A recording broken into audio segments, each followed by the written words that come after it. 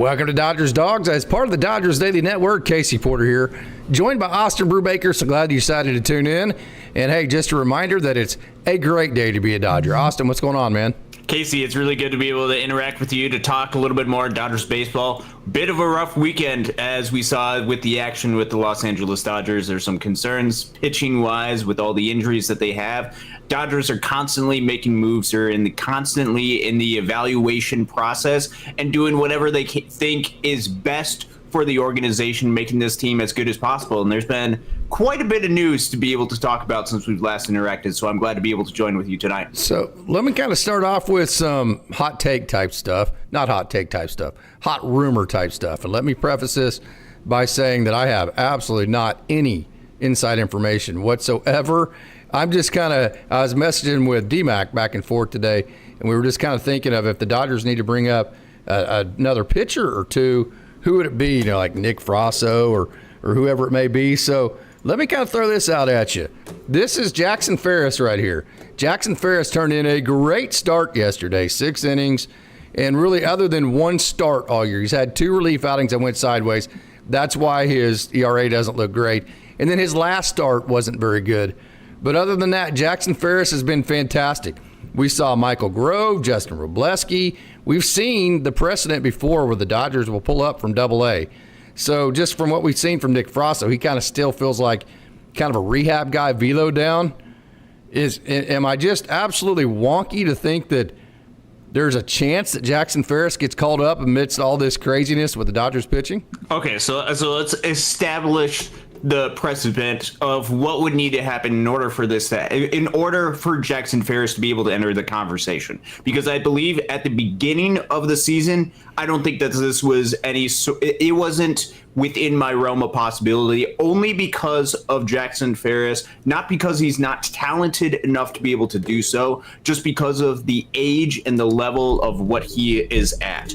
Where the Dodgers are at right now, they obviously are dealing with a lot of injuries that are happening to the starting pitching. And this is very evident of what has been going on, to the point where they're needing more starts from Clayton Kershaw, from Dustin May, from Tony Gonsolin, guys who might have struggled in the past being able to stay on the field. And you're not seeing the guys like Blake Snell and Tyler Glasnow be part of the rotation. This rotation in particular is of some need for innings pitched. Now, when it comes to Jackson Ferris and his evaluation right now, we've seen players in the past move up very quickly within the Dodgers organization. You mentioned Justin Robleski, had an entire 2023 season Great Lakes, and then by July, started the season to Double-A, moved his way up to Triple-A, and by July, he was already at the big league level. So the question is, do they want to catapult Jackson Ferris, who is just 21 years old and will be 21 years old for the entire 2025 season at Tulsa or wherever he's at? Do they want to catapult him, and do they believe that his level of execution is quite there to where they make that jump with him quite yet? I don't necessarily know if that's the case. I'm trying to look right now to see when exactly he's going to be eligible, because there's stuff as far as them wanting to make this move. It becomes a question of, is he the best fit for this club right now? Is he completely ready? And is it going to be something where, if it's not exactly that, is it going to be something to where they're going to need to add him to the roster soon anyway? Because right now, he's not eligible for the Rule 5 draft until after the 2026 season. And so you'd be maybe jumping the gun a little bit right there. But Jackson Ferris has been pitching well as of recent, and some of the underlying metrics suggest that he's pitching better than perhaps what the top line ERA performance is saying. So he's an incredibly talented pitcher. It would be very quick and very aggressive for the Dodgers to pull the trigger and make this move. But perhaps this aggressiveness that we are seeing from the Dodgers right now suggests that they might be willing to make some type of move like that. Who else would it be? That's kind of my question. Like, if the Dodgers go, man, we need a spot star, we need to get somebody on the clock so we can start using them. I mean, who else would it be? Obviously, so if you would pull up the numbers for Nick Frasso. Let me throw Frasso up on the board here. I think Nick Frasso would probably be the next in line. This is what D-Mac and I were talking about. Yeah. But it just feels like Nick Frasso is still just trying to get back from that shoulder surgery, still kind of in rehab mode. The velo's still around 92, 93, 94. He did have a really good outing last time, so part of the stats you're going to go over the length that he's been able to provide. And if you can find it, maybe the average velo and that kind of stuff for him this year. So I think Nick Frasso would probably be the first one that would be consideration if the Dodgers need a spot start, that kind of deal. So go over him. Yeah, so with Nick Frasso, let's start with some of the overall numbers for him. Just as season-wide, what he's able to do. Then I'll look to see what I'm able to find a little bit more in-depth in some of the pages. 31 and a third innings for Nick Frasso so far this season. He's pitched to a 4.31 ERA on the season. Looking at some of the more advanced numbers right now, strikeout percentage and all that stuff, if I can find him from that list of players right here.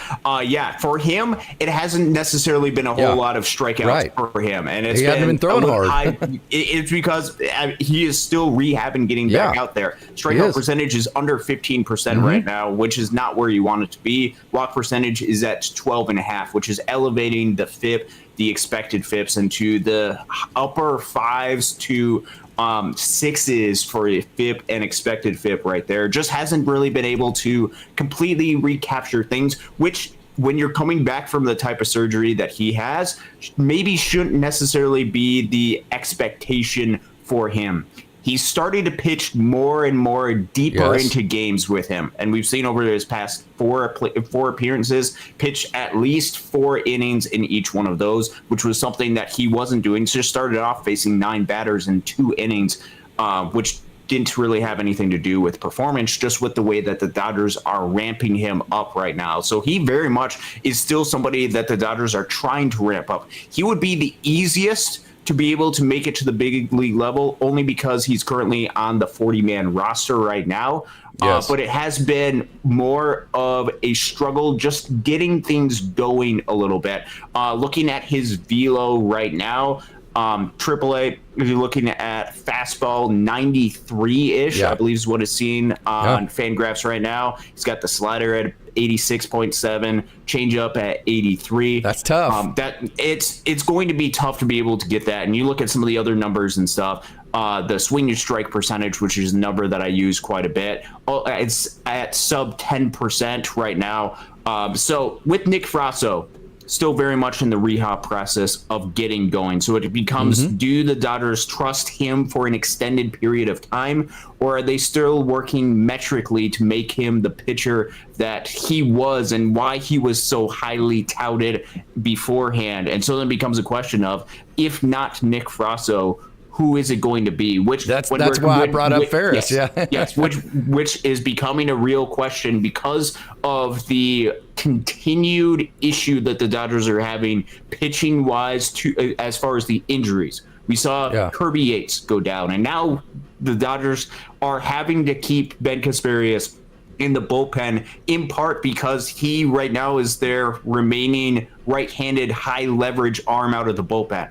And so with Ben Kasparius, you theoretically could be turned into a starter, but that could be taken away from a bullpen that's already struggling and hurting right now. So it becomes an interesting discussion as far as who exactly is the call up. And if it is a Jackson Ferris, is it going to be something where you're going to be rushing him and hurting his development by putting him in a situation of which he is not completely ready and thus deteriorating some of his performance? That would be starting his clock.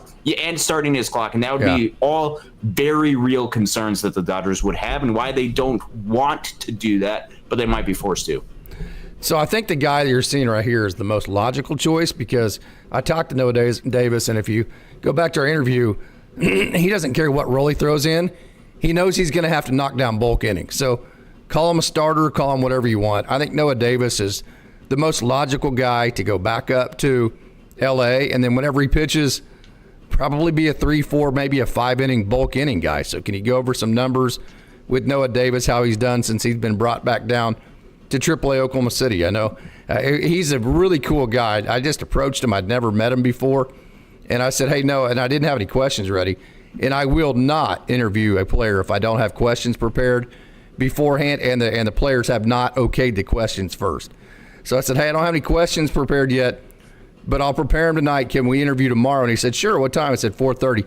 And I was standing out there, and lo and behold, he walked out, and he goes, 4:30, right? And I was like, that's so impressive that a major league guy like that remembered some dude he'd never met in a AAA park and just walked out at 4:30. So yeah. Noah Mueller, very impressive young man. So go over some of his numbers. Yeah, so you want to, since he has been set back down, which he last appeared in a game end of April timeframe. So we're talking about the beginning of May. May 1st is when his first appearance returning back to Oklahoma City was. He's had 92 thirds innings, 1.86 ERA, just giving up 2 earned runs during that time span, 4 walks, 9 strikeouts during those time period. It's been really solid for them. 121 average against. Really been able to perform well while he's been working down in the minor leagues. Only hasn't been really giving bulk innings per se, meaning he's been limited to about 2 1/3 is the max amount of innings that he has pitched for Oklahoma City during this specific time period, but has been consistently going out and getting 2 innings, which when you're mapping out a bullpen, when you're mapping out a game plan, that might be something that you look for, is just looking for different ways to get 2 or 3 innings at a time. And we're looking at it as far as different chunks, and Noah could potentially go out there and provide some good chunk innings for the Dodgers. Yeah, no doubt about that. And we have a question about Bobby Miller. We're actually going to cover Bobby Miller on our Down the Farm. We have a huge Down the Farm. We're going to cover all the Saturday action, the Sunday action, the 6 stolen bases from Kendall George, the 3 hits from you had a great game at Great Lakes yesterday to watch. The Bobby Miller outing, we've got just a ton to talk about down the farm. We'll actually cover Bobby Miller here in a bit. I bypass him because he did have a good outing yesterday, but he's been so inconsistent. It's been such a head case thing. I just don't want to rush him back to the major leagues when he's not ready and reset things. He's got some momentum. I just would hate to rush him and reset that momentum that he's created for himself. So I'd like to see Bobby Miller string 4 or 5 really good outings together, prove that he can cut off the bad innings when things start to snowball, that he's actually over that hump before you put him in front of a bunch of people at a major league setting. But, hey, that might also be an option. But, again, we're going to cover him a lot on the Down the Farm. The guy this is why I thought Jared Karros would make his major league debut this year, because you knew this type of scenario would come up, and he was awesome last year. I mean, he built a ton of momentum, and just I don't know if he's putting pressure on himself because he knew he's in a position to make the major leagues this year. It's just a matter of execution, or it's just baseball, and sometimes you go through patches where things just aren't real great. But for whatever reason, Jared Karros just has struggled to no end to get 2025 started. Yeah, very much has. You look at his numbers, and they don't sit pretty right now with what Jared Karros is saying. So it very much is still a development process with him. You look at his numbers in past seasons, though, and there's a reason why you had mentioned him in conversation. It's because he was consistently putting up ERAs in the lower 3s or upper 2s as far as his performance of what he was able to do out there during a season at a time, and how quickly he was able to jump through high A baseball and get to Tulsa and still have some success at Tulsa last year. Just hasn't been the same so far this season for Jared Karros. So it's still very much a development process for him. It's still very much a development process for him. We'll have to wait and see as far as his production value of what he's able to produce. But right now, I don't think he's completely ready, and he's still trying to find his groove in 2025. Otherwise, he very much would be at the top of this conversation. Yeah, 100%. I thought he would be the top of the conversation by this time this year, because I just thought he'd continue that momentum. Another guy who last outing was unbelievable. The swing and miss for Peter Hubeck here that you're seeing was unbelievable his last time out. This is the Ben Casperia story all over again.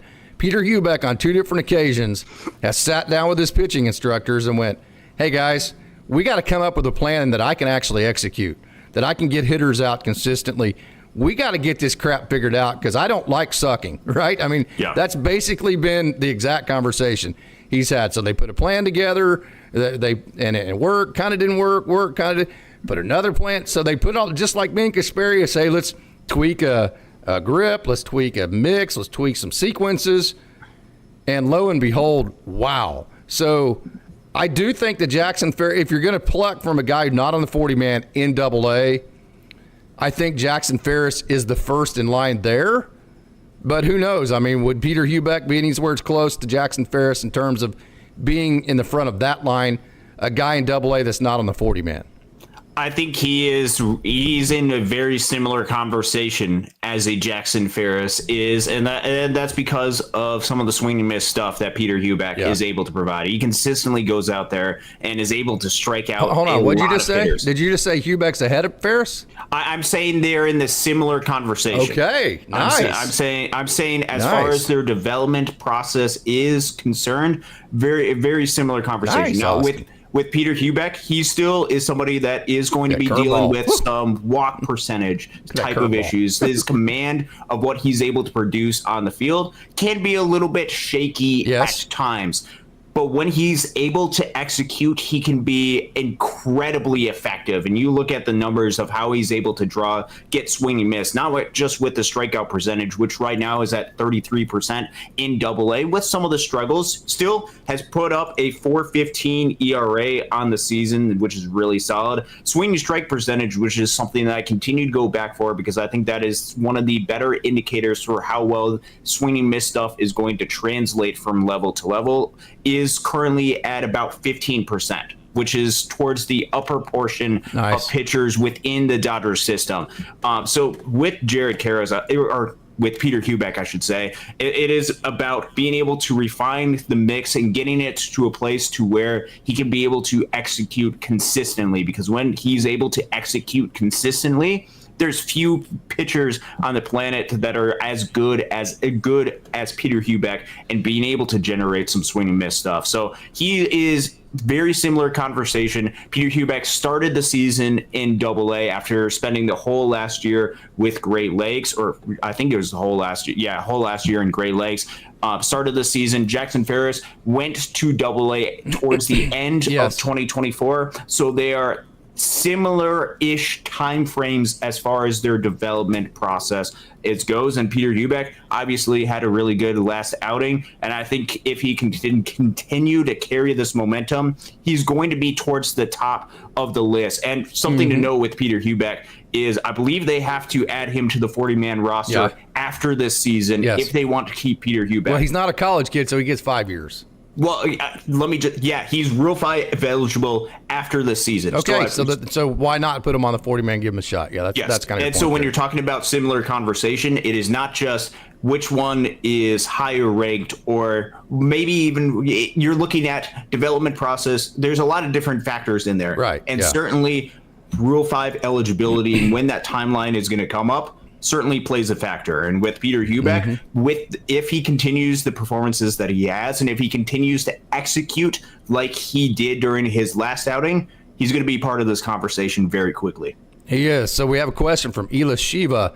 Why not Lucas Webb? Well, Lucas Webb is not a starter. He's actually a reliever. He comes in for 1-2 innings. Lucas Webb, here's my reservation with him. I love this young man, super competitive. So last year he came out and he looked like Nolan Ryan for like 2 months. I mean, he was like the best relief pitcher in baseball. And then things slowed down quite a bit. Can you kind of go over the slowdown to 2024 for him? Do you have his numbers right in front of you, Austin? It takes me a minute to be able to pull this up. I hear you.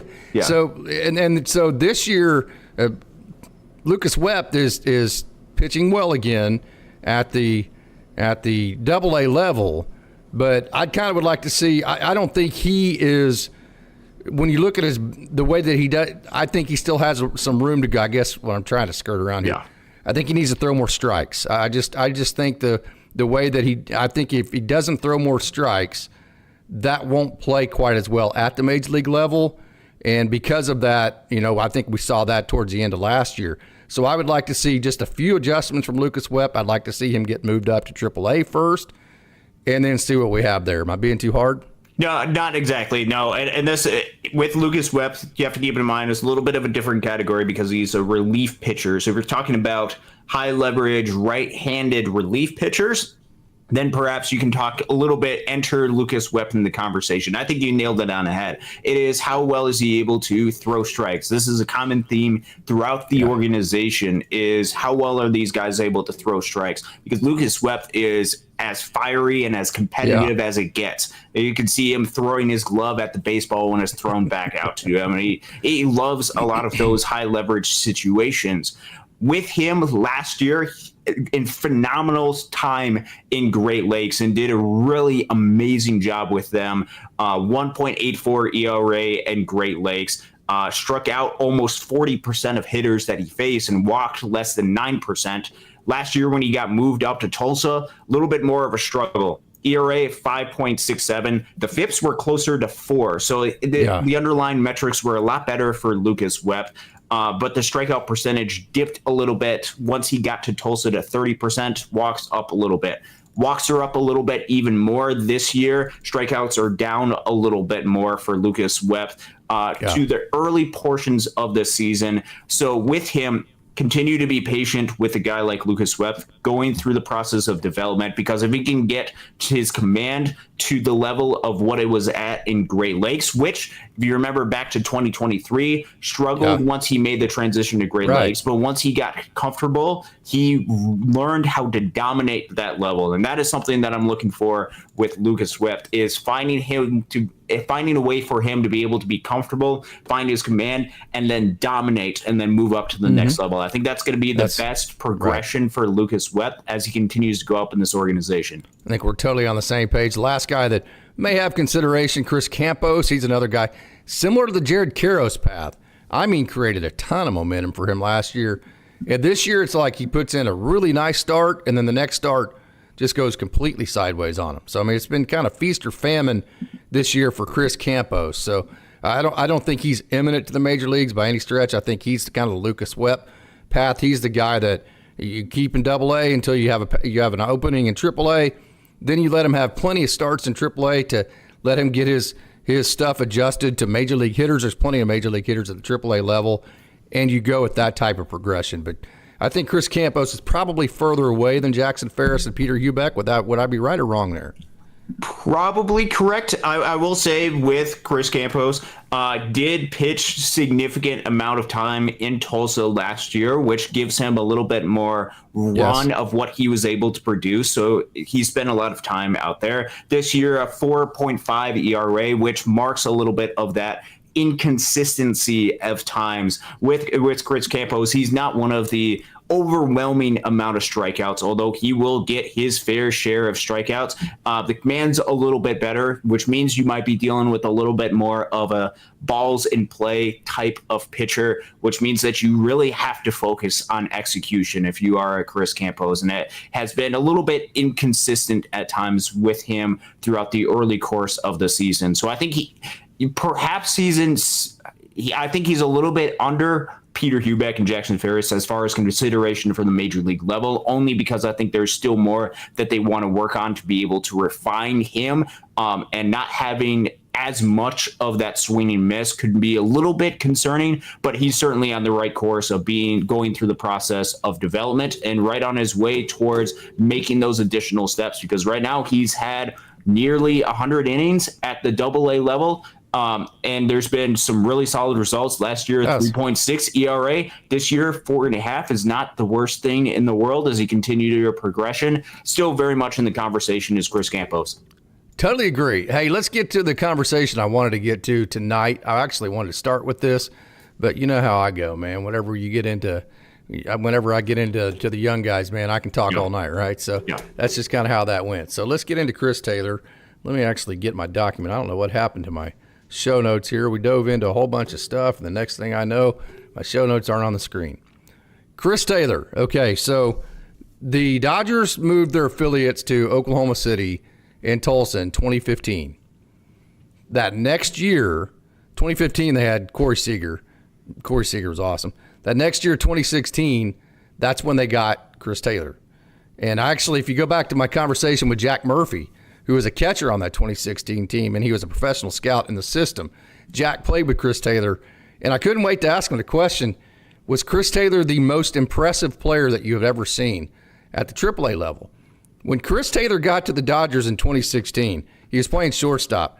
And the way he impacted the ball, his athletic ability, his arm strength, he was on a whole different level than everybody at the AAA level at that time. And I remember just going, wow, who in the hell is this guy, right? And then he ends up just having a phenomenal year. I mean, the Dodgers got him for Zach Lee in 2016. So he was one of the most he's one of the first ones I really just remember going, wow, that dude's going to be a big-time major leaguer. I can't wait to watch his career. He's like the first guy I remember that Corey Seager. So from that perspective, Chris Taylor will always have a really cool place in my memory bank because of what I remember basically the second year going and watching the Dodgers affiliates.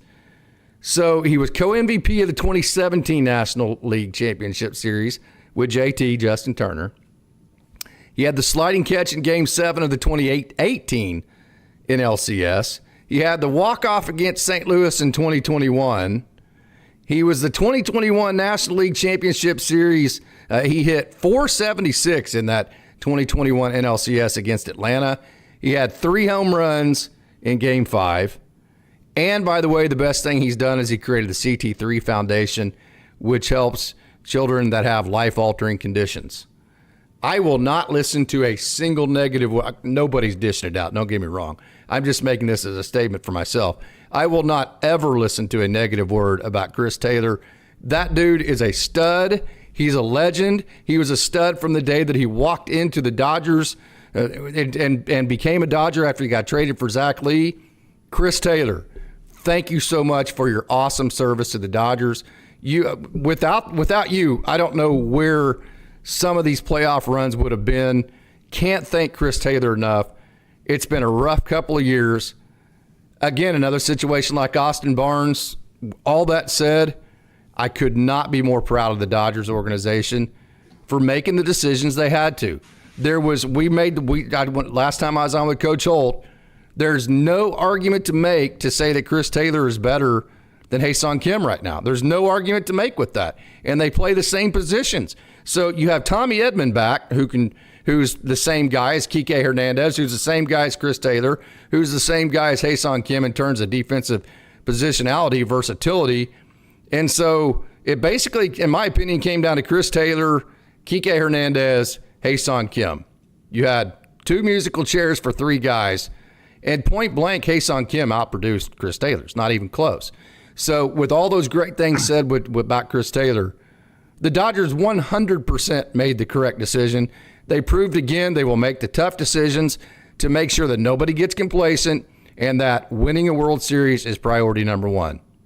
Very much so. And I think you stated that really well. First off, you have to remember everything that Chris Taylor has done for the organization, because the impact that he has made over the last decade cannot be understated. There's a reason why he got the contract that he did when he got that extension, and it was because he deserved it at the time. And Chris Taylor has been and he's been so amazing to the city of Los Angeles, to the Los Angeles Dodgers, with the value that he's been able to provide. I know there's recency bias by the way that he has performed over the past couple of years, but at the peak of Chris Taylor, he was absolutely unbelievable and one of the most valuable pieces within this organization, being able to move around, being able to do anything that this organization asked him to do. He went out there and did that. Chris Taylor was unbelievable. The moments that he had in very clutch situations are unbelievable, overwhelming in what it had meant for the Dodgers. And he helped the Dodgers go out there and win a lot of baseball games. So for what he's done for the city of Los Angeles and what he meant to the community, you have to congratulate Chris Taylor for what he was able to do. Yeah. As you had mentioned, this was an incredibly difficult decision forced upon by the success of Ha-Seong Kim. Of which I don't even think the organization expected it. I think they expected him to be good, go back down, come back up later. I think that's what they expected. And honestly, that's what I was expecting me too. for Ha-Seong Kim 100%. too, as far as him coming up, because you look at some of the numbers when he was at AAA, got off to a really hot start, and then slowed down a little bit. Then got the call up because of the injuries to Tommy Edman and the injuries to Teoscar Hernandez, which The swing and miss is what worried me. Yes, at AAA level. yes, that very much is so. We'll have this conversation a little bit about what this means for the roster, how the Dodgers are going to be able to fit these pieces together. We'll talk about that in just a second. The Dodgers, with Ha-Seong Kim and with his performance of what he was able to do during his, I believe, 33 different plate appearances, made it clear that he was going out there and being incredibly productive. And it would be a decision, a very difficult decision for the Dodgers to say, Ha-Seong Kim, you're going to be sent down to the minor leagues and then keep Chris Taylor on the roster, who has struggled and frankly just hasn't played played much of a role at all for the Dodgers team. Believe just had 35 different plate appearances in the Dodgers uniform this year. They just never seem to want to give Chris Taylor an opportunity, give him a spot on this team. So then it becomes a question of how do we want to fill this role and what makes the Los Angeles Dodgers the best team it possibly can be, and what is the situation of where the Dodgers are at right now. So I think there was a couple of things that went into this decision. One, the success of Ha-Seong Kim. I think Ha-Seong Kim, his emergence and what he was able to do during his limited sample size and the ways that they were able to utilize the skill sets that he had, especially on the base running path, but offensively of what he was able to do really elevated him to being part of the conversation where the Dodgers feel like he is most impactful. I think a second one had to do with some of the decline that we've seen recently with Chris Taylor and also trying to figure out exactly what role they want to place him in. But also with the injuries that have stacked up with the pitching side and with knowing that some of your top starters aren't necessarily there, and with understanding the state of the National League West, which to this point of the season is incredibly strong, you have to do what you can to make this team as good as it possibly can. And it's based on the way that Chris Taylor was utilized and based on the success that we saw with Ha-Seong Kim, became more and more difficult to justify keeping Chris Taylor and sending Ha-Seong Kim back down. And so because of all those varying factors, they decided to go ahead and release Chris Taylor. They decided to cut it short of his 10 years of service time, something that we talked about, something we didn't know that this organization wanted necessarily to do. And I don't think they necessarily wanted to do this, but this is something they understand the state of where the Dodgers are at right now. They understand who is some of the better players, and they made a decision based off of merit. And I think making the decision based off of merit and going with Ha-Seong Kim, I think is probably the correct decision because of the struggles that we've seen with Chris Taylor. Now becomes a very serious question. This is not just a question for Chris Taylor. This is also questions for guys like a Dalton Rushing or whoever they bring up from the farm system. How do they make sure that these guys continue to have their development at the big league level while also giving their team the best chance to win? That is the situation where the Dodgers are at. I congratulate Chris Taylor on his career with the Los Angeles Dodgers, and I wish him nothing but the best and very seriously hope that he's able to land somewhere so that he can get to that 10 years of service time.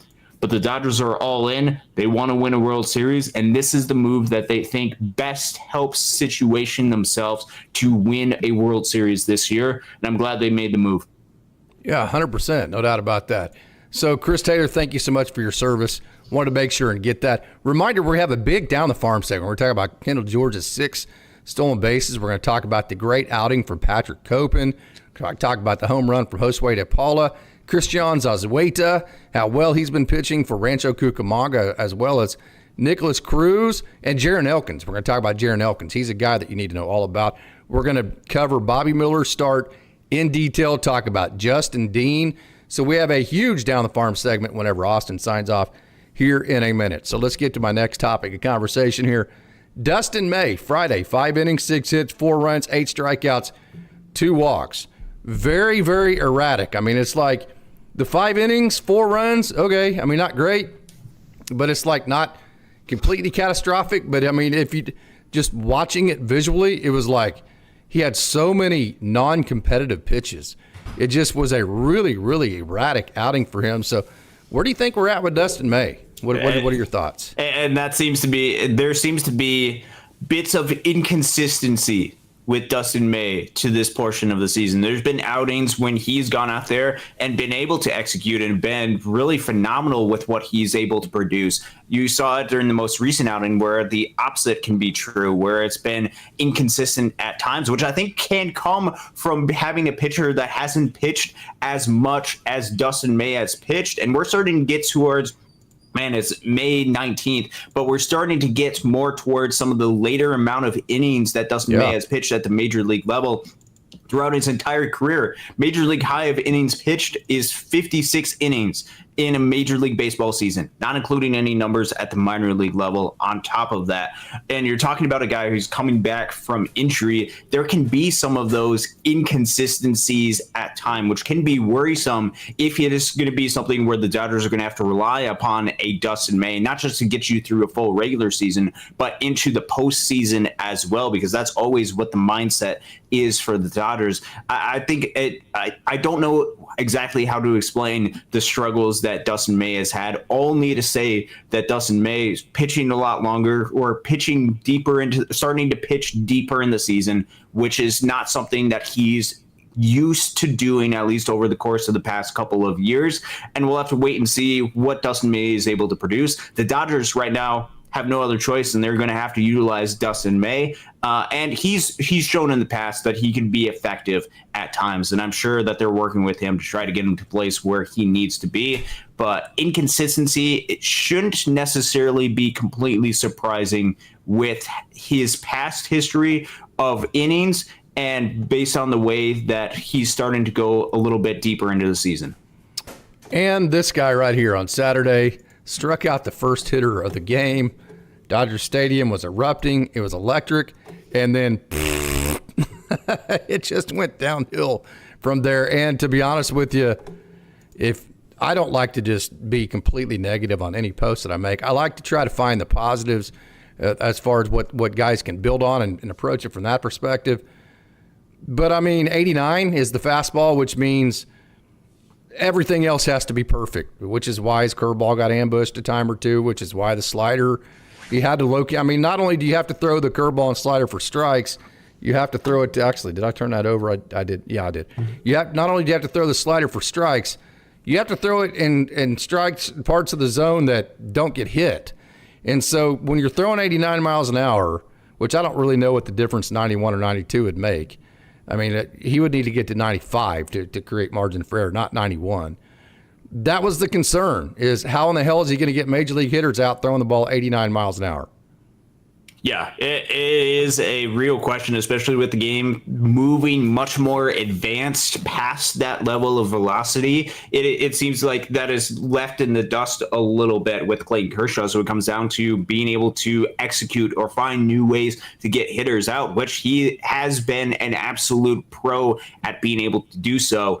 Just really struggled versus an Angels lineup that seemed to be hitting Dodgers pitchers quite consistently over the course. So then it becomes a question of, is that just a really bad weekend, or is that a sign of things to come with Clayton Kershaw? Because with the state of the rotation, the Dodgers need Clayton Kershaw. They absolutely. Like Cole's saying, that they're going to get. He's going to have plenty of runway. He's going to have plenty of runway because the Dodgers don't really have much of a choice right now, and they don't just need runway to be able to get him back, but they need innings for him so they can relieve some of the stress off of a bullpen that's already been taxed, that's already dealing with a lot of injuries. So it's Clayton Kershaw is going to have to continue to find ways to be able to get hitters out, which in the past, even as he's gotten older, has been able to do so. He is a Hall of Fame pitcher. Nothing's going to be able to take him away from that, but he's going to have to be able to find it, and he's going to have to be able to find it quickly to help this Dodgers team. Totally agree with that. And then also Tony Gonsolin. Tony Gonsolin gave up the 2 home runs yesterday, like the first 2 at-batters of the game. And after the Dodgers had lost both games, which I'm sorry, I'm as positive as they get, but I just can't take losing 3 games to the Angels. That's ridiculous. Something I don't know what it is. I'm not trying to like be pissed at the players or Dave. I don't know what it is. But you couldn't have given me $1 million to say that at the beginning of this year the Dodgers could have got swept at home by the Angels. I mean, I just that's crappy, man. I'm pretty pissed about that. There's nothing I can do. Not pissed at anybody in particular. Just pissed as a fan, if that makes sense. But Tony Gonsolin gave up the 2 home runs early, which one thing the Angels did was when you're a big underdog on the road, here's what you need to do. You need to score first. You need to make the other team play uphill all day. They did that. And then you need to score late so whenever it gets into the dramatic moments late, you have a cushion. And that's exactly what the Angels did. They scored early. They had the 2 home runs off of Gonsolin. Then they continued to score late in all the games, give themselves a cushion to finish with, and they completed the sweep. So Tony Gonsolin, I think he's probably despite the fact they gave up 4 runs yesterday, he's probably one of the bright spots, isn't he? Yeah, he's one of the guys that is towards the top of the list of available Dodgers starting pitchers that you feel comfortable with. Obviously, Yoshi Yamamoto is at the complete top of that list. And then number 2, probably, at least it's going to be a conversation of Tony Gonsolin or Dustin May as far as who you feel more comfortable with. Tony Gonsolin, there's a very good argument to be able to make that he is that second in line. As you had mentioned, getting swept by the Angels is embarrassing. It is not something that should happen to the Los Angeles Dodgers in 2025 with the roster that they put together. You have to be able to move on. You can't consistently look back and say, how did we get swept by the Angels, and allow that to affect what is happening tonight, which the Dodgers are taking on the Arizona Diamondbacks in what continues to be a competitive series between the two, in which the Dodgers last time out split the series with Arizona very easily. If they get distracted by what had happened against the Angels, could go out and lose to the Arizona Diamondbacks this series. So you got to move on past that, understand that it happened, and try to play competitive baseball going forward. Yep. So we have a question. Is there another Jack Dreyer in the system? Well, how about his clone, which would be Ben Harris? Ben Harris is a guy that is Jack Dreyer, but he's Jack Dreyer without the consistent strike zone. I mean, Ben Harris, his one and only issue is that he just walks too many guys. And then he's kind of that Bobby Miller to where when he starts walking guys, it's like it doesn't stop. I mean, like I've seen him have like 4 or 5 great outings. Then he'll go out and have one outing to where he doesn't even make it like for 2 outs, and he's like walking people. So if Ben Harris can figure out how to get the ball in the zone, he's every bit as good as Jack Dreyer. He just hasn't created the consistency that Jack has. Am I off there? No, it is. So actually, when it comes to Ben Harris versus Jack Dreyer, Ben Harris was actually the first one to make an impact within the Dodger system. Right. You go back to 2022, he was not only the best relief pitcher within the Dodgers organization, he was probably the best relief pitcher in minor league baseball that season, with how he was able to go out and execute, and with the insane swing and miss type of stuff that he had throughout that entire season. The biggest thing with Ben Harris, as you had mentioned, is the walks, which currently right now sits pretty high and has been consistent at about 18%. He's striking out 30% of hitters. He's able to get a lot of swings and misses. That is the one thing that seems to be holding him back, and the thing that they consistently want to work on with him. Swinging strike percentage is up a little bit from what it was last year at the AAA level, which is which means he's closer to the zone. He's getting closer to the zone, and he's able to go out there and be a little bit more effective this year. Currently, ERA is at 2.87 or 2.89 in AAA. Very much a good thing. The FIP and xFIP, because of the walks, are higher than what the actual ERA is, so that is something to take note. But another thing to take note, especially with the situation of where the Dodgers bullpen is right now, is you're looking for some of those perhaps right-handed relievers to be able to come in. Ben Harris would be another one of those left-handed arms. A little bit of a wild card because he can go out there and be dominant, but then he could also go out there and be a little bit wild, just based on the performances that he has put together. But they're still going out and giving him chances, Ben Harris, because he has shown that he can be dominant through stretches at times. And if he can find a way to be able to control that, you got another Jack Dreyer on your hands in Ben Harris. Yeah, not another Jack Dreyer because he's not left-handed, but here's a really nice wild card to keep your eye on. This is Sam Carlson. He has that sinker-cutter combo.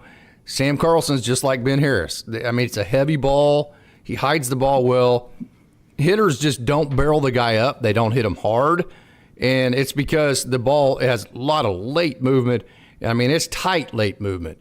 Again, got to keep the ball in the strike zone. That's literally the only thing that has kept Sam Carlson in his entire professional career from being a very, very, very, very, very good major league pitcher.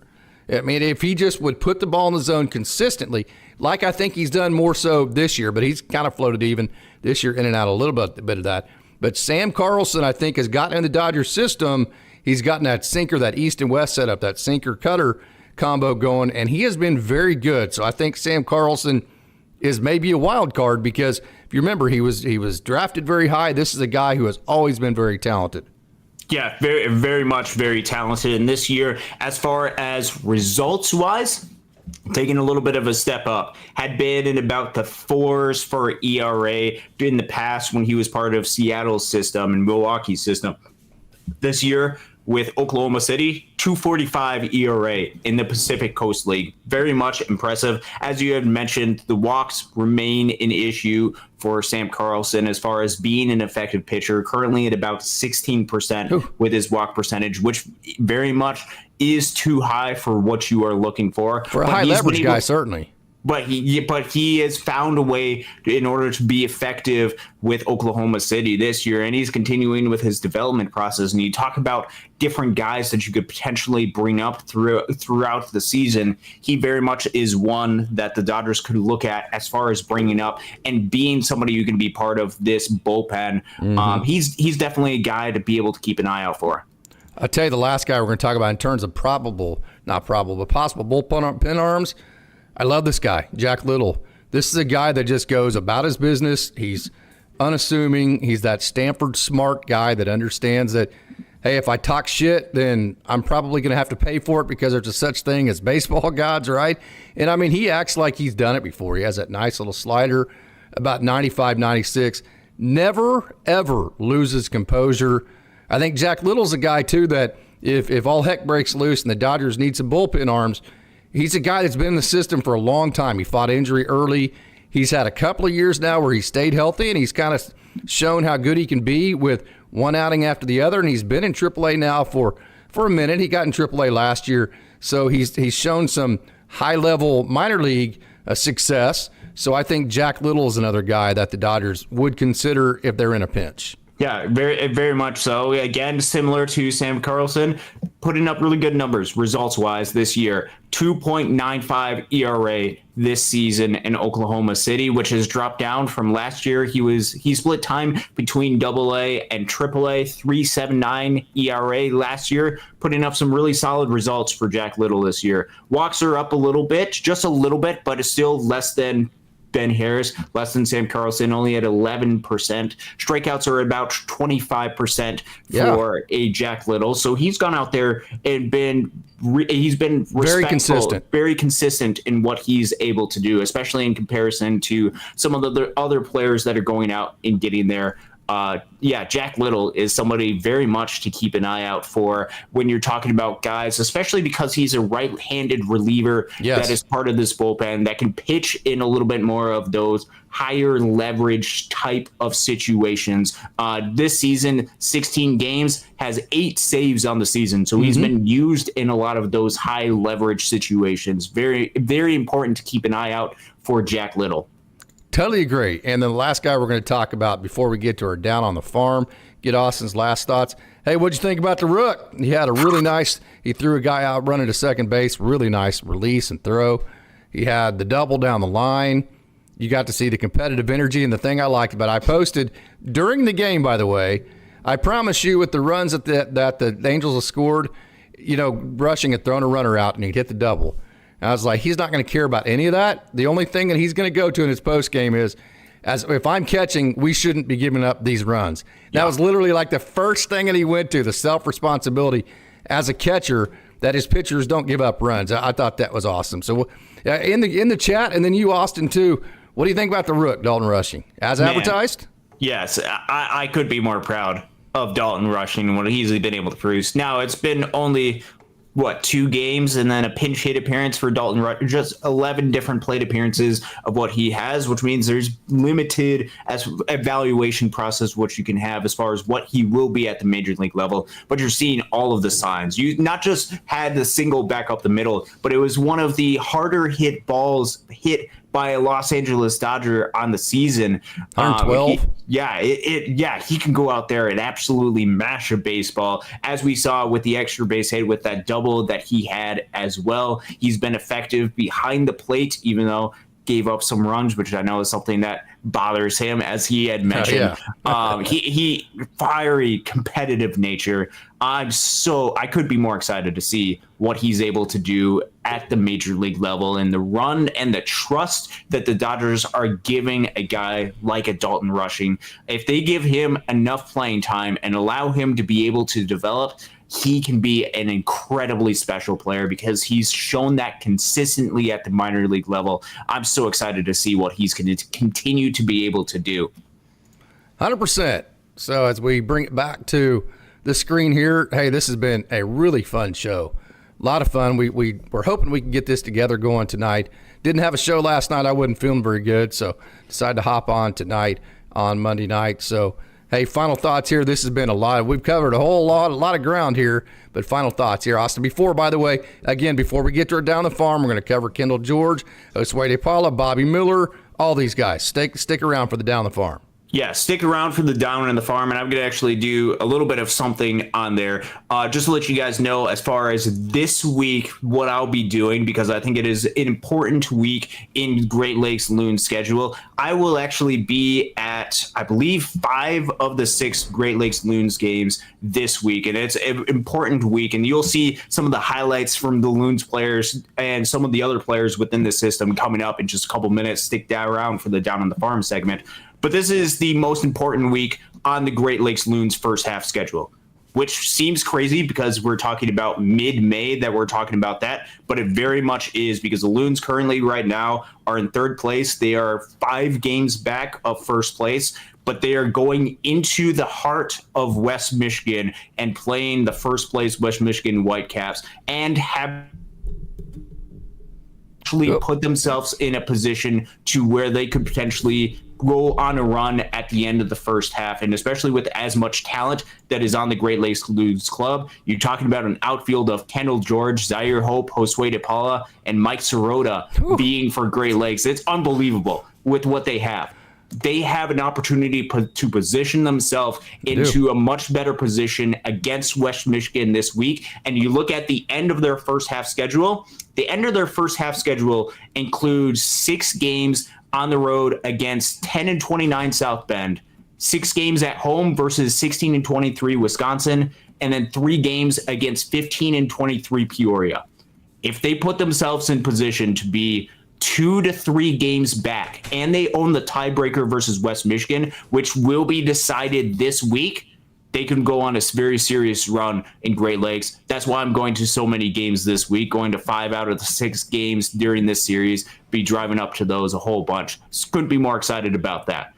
On the Los Angeles Dodgers schedule, obviously huge impactful decision that the Dodgers make releasing Chris Taylor. I think this is a sign that the Dodgers are all in on trying to win in 2025. And in parts of winning in 2025, they are relying upon some of the youth that is coming up through this system. And I think that is incredibly exciting because we know how talented these guys are. We've seen how good Dalton Rushing is. You've seen during the small bits how good Hae-Sung Kim has been. Andy Pages, entering the weekend, I believe I tweeted it out, was a top 10 player by Baseball Reference WAR, not in the Dodgers, but in Major League Baseball. He has been incredibly phenomenal. We've seen the emergence of a lot of these younger players.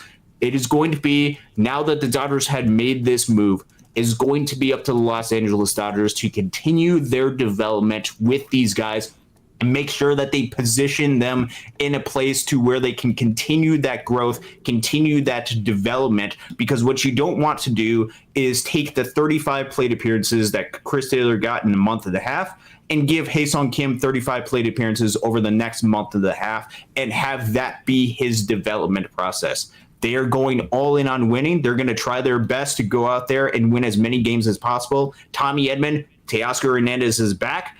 Do that and continue the process and make sure that the future of the organization is going to be really, really good. I still feel comfortable with this Dodgers team. Pitching is incredibly scary. They will find a way to be able to fix that. And based off of these moves, they will do whatever they can to put themselves in the best position to win in October. They will continue to evaluate their pitchers, and if they need more, they will go out and get more. 100%, Austin. Thanks a lot, man. This is a lot of fun. I always enjoy getting to hop on here with you. Appreciate you, Case. All right, fans, again, don't go away because, like I said, we have a great Down on the Farm segment. So thank you so much for tuning in to this part of the show. So let's not waste more time. Let's get right to it, and let's take a trip down the farm.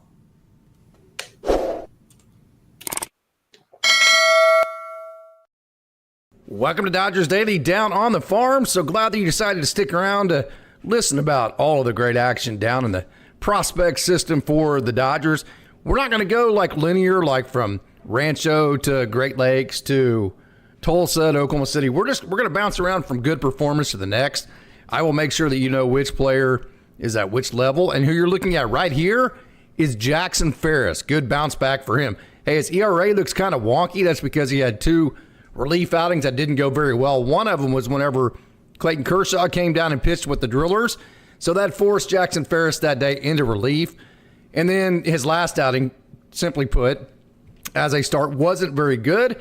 And so a bounce back for Jackson Ferris over the weekend, 6 innings pitched, 3 hits, 1 run, 5 strikeouts, no walks. And so this was a really nice outing. The Dodgers, with all the injury issues, I'm just looking at the Oklahoma City roster. You got guys like Noah Davis, maybe a Nick Frasso, whose velo's still down. He still kind of seems like a rehab type of situation. Watch out, man. I mean, you never know whenever they reach down and go get a guy like a Jackson Ferris to go fill in some holes that they need to. So who knows? I'm not saying it will happen, and I don't want to like create any kind of just, like a swirl or anything, because I have absolutely no inside information. Just kind of thinking about, different situations in terms of what, possibilities to fill out the roster at the major league level. And then Sean Paul Lignon, he actually went straight from Great Lakes to AAA Oklahoma City. We saw Christian Romero do that last year. Sean Paul Lignon just got to Great Lakes. So really it's basically he was in low A Rancho and then a couple starts in Great Lakes and then boom, hey kid, head on up to AAA Oklahoma City. By the way, you're on the road on a Saturday night in front of a big crowd at Round Rock, a crowd I'm sure that he's never pitched in front of, which is why when you look at the 4 walks, I think that the environment around him is probably one he's never had to face. And so he was probably a little bit nervous. That probably led to the 4 walks, but he did have 3 strikeouts, 3.2 innings pitched, gave up just 2 runs and 4 hits. So a really good job by Sean Paul Lignon, who went all the way up to AAA Oklahoma City for his last start. That was really, really cool. And then Luke Fox had a really good outing for the Great Lakes Loons. This is a young man out of Duke. Really good mix. I mean, he has every single pitch in the arsenal. Can run it up there about 93, 94. He can touch maybe a 7 every now and then. Over the weekend, he threw 5 innings, 4 hits, no runs. So a great outing for Luke Fox. 8 Ks, 3 walks. Allowed just 2 earned runs in his last 3 starts. So Luke Fox coming off the injury, the injury before last. Actually, he got off the injury about halfway through last year. Ramped up a little bit towards the end of last year. Used the offseason to get ready to get let off the leash this year, and he is really starting to settle in. Luke Fox, again with Great Lakes, a lefty out of Duke, has allowed just 2 earned runs in his last 3 starts. That's 14.1 innings pitched, and he's allowed just 4 earned runs in his last 21.1 innings. So Luke Fox is doing a very good job, and we are going to stay with. We have a bunch of guys to cover, so stick with me here. We are going to stick with the Great Lakes Loons here, and we're going to go to one of my favorites that we talked about, I think, on the last show too. And this is Mr. Joe Vitrano. Joe Vitrano had another 2 hits on Sunday, and he, including his Saturday, I should say, including his 4th home run, back-to-back 2-hit games. He had 5 multi-hit games as of Saturday. He had 5 multi-hit games his last 7, and he was 13 for his last 27. So great job, Joe Vitrano, doing a really, really, really nice job for the Great Lakes Loons, just getting settled in. He's a guy that, you know, hey, got off to a really slow start, but he's very, very talented. He uses his hands very well. Great athlete. Won't stay down long as he keeps his confidence and he keeps plugging forward. And another guy up at the AA level that, hey, he has got off to a very slow start offensively. He hasn't had like a great offensive career so far in the pros, but we know Sean McClain, who we're talking about here, he has his brother Matt is in the major leagues. He has another brother that's playing A-ball right now. So we know he has big one. He's a defensive wizard, and he has the bloodlines. And so it's good to see Sean McClain, who's playing shortstop for the AA Tulsa Drillers, hitting the ball very well right now. 2 more hits on Saturday. He's posted 4 2-hit games as of Saturday in his last 5, 5 multi-hit games in his last 7, and as of Saturday, he was 10 for his last 25. So great job, Sean McClain. Lots of fun to watch him kind of hit a good patch here. Hopefully he can continue to do that, get that average up there, because he's so good on defense that if he can continue to climb with the offensive side of the ball, the Dodgers really have something. Bloodlines, good defense, and a guy that has the potential to be a solid offensive player. And, hey, probably the highlight of the weekend, Bobby Miller. Great outing for Bobby Miller yesterday for AAA Oklahoma City. 6 innings, 2 hits, no runs, 7 strikeouts, 4 walks. Miller retired the first 5 hitters of the game. Then he gave up his first walk in the bottom of the second, mainly on 4 seams. He then had a wild pitch. Then he walked the next 2 hitters. So after getting the first 2 outs of the second inning, this has been Bobby Miller's problem here. So sit down and listen up. After getting the first 2 outs of the second inning, Bobby Miller walked 3 hitters in a row, and that's usually when things come unraveled. It's like he's throwing great, he's throwing great, he's throwing great, and then he walks a guy, and then boom, that snowball just starts rolling downhill, and he can't get it stopped.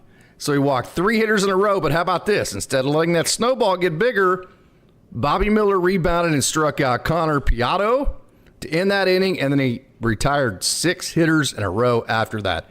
That a boy, Bobby Miller.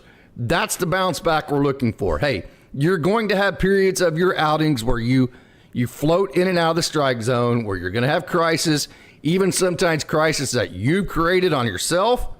So figure it out. Instead of giving up 6 runs in 1 inning, put the ball in the strike zone like you did, and maybe give up 1, maybe 2, or in this case, no runs. So the process part of it, the fact that he did not allow the crisis moments of his outing, that's a good slider. The crisis of the crisis parts of his outings derail the entire outing. That was a big deal. And then obviously the results of it: 6 innings pitched, 2 hits, no runs, 7 Ks and 4 walks. You'd rather not have the 4 walks, but I'll tell you what, at this point in the season, it's kind of fun to see that he did walk the 4 guys, and then he overcame it and did not allow his outing to get derailed. So good job, Bobby Miller. That was super exciting to watch him pitch on Sunday and see him overcome all that and have a good outing. And then this is Jose Rodriguez. Second scoreless outing for Rodriguez, 4th out of his last 5. ERA does not look great. That's because he's had 3 outings that went sideways on him. That happens in the Texas League. Trust me, it happens to even great pitchers in the did I say Texas League? I meant the PCL, the Pacific Coast League. Rodriguez 94-96 on the sinker, 94-95 on the 4-seam. Changeup had a 50% whiff rate. So Jose Rodriguez had a good outing for AAA Oklahoma City. And somebody who's super exciting and stay with Oklahoma City now that I mentioned the other day we should have covered more of, and so, hey, we're making up time. How about Justin Dean? 2 hits for AAA Oklahoma City, raised his average to 284, OPS 913. Justin Dean, who we saw in spring training, really just kind of made a splash with all of his positive, infectious energy, his excitement of the exciting brand of baseball that he played. Just a fun player to watch. 284 on the year, OPS 913, multi-hit games, and 2 out of his last 3. And then another guy I know Dodgers fans are hopefully I'm going to get a chance to interview him this week. I actually talked to him last week, and he said, hey, bro, if you can send the questions in Spanish for me to read beforehand, no problem. That is Esteury Ruiz, who went yard for AAA Oklahoma City.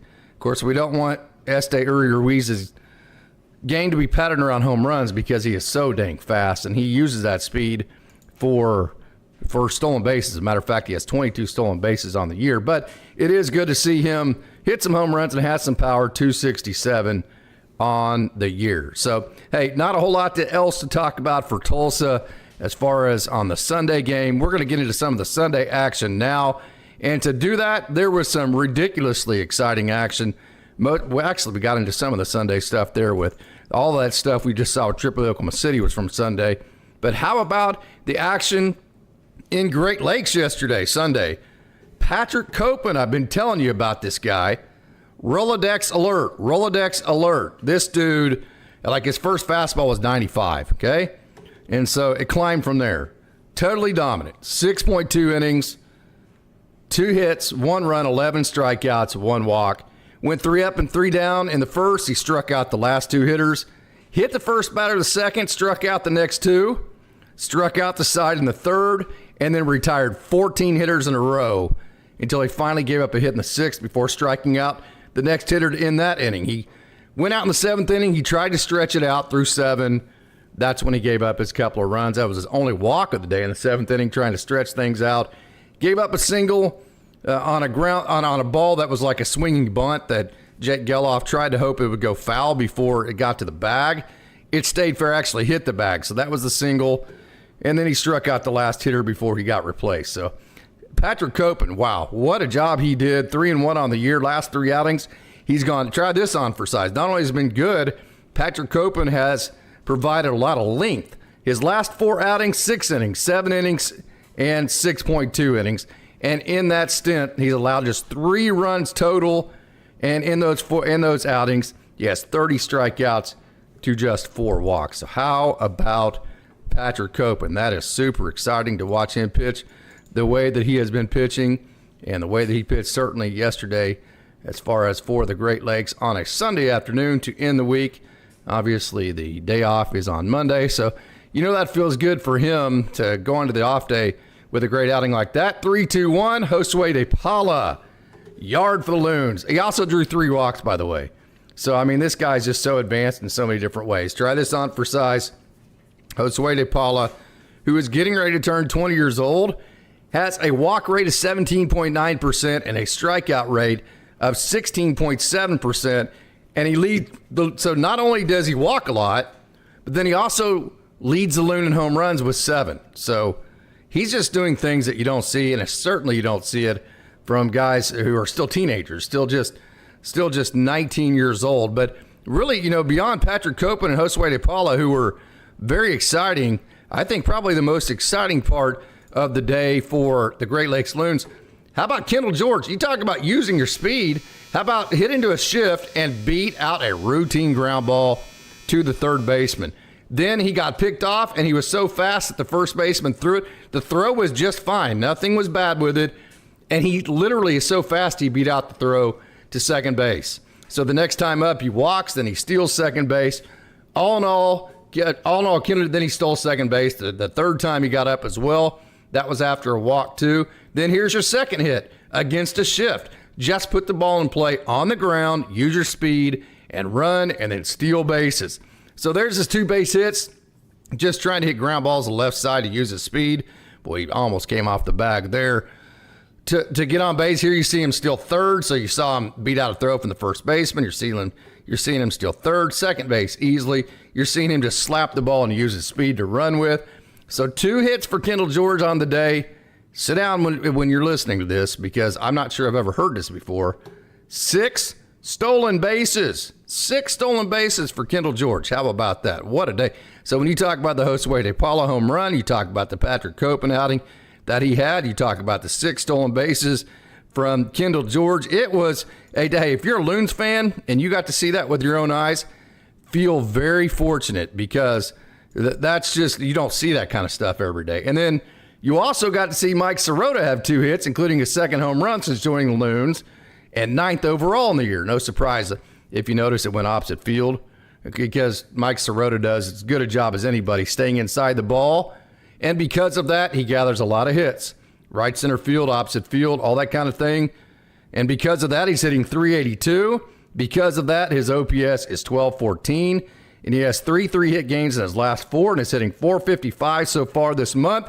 And he's 10 for his last 17 with 4 RBIs, 10 RB, and with 4 home runs, I should say, and 10 RBIs. I mean, that is just absolutely incredible. And one more guy I want to cover for the Great Lakes Loons here as we move on with our Dodgers down on the farm is, hey, return. He's back. Jake Geloff is finally back, and another guy who's a great hitter first, opposite field.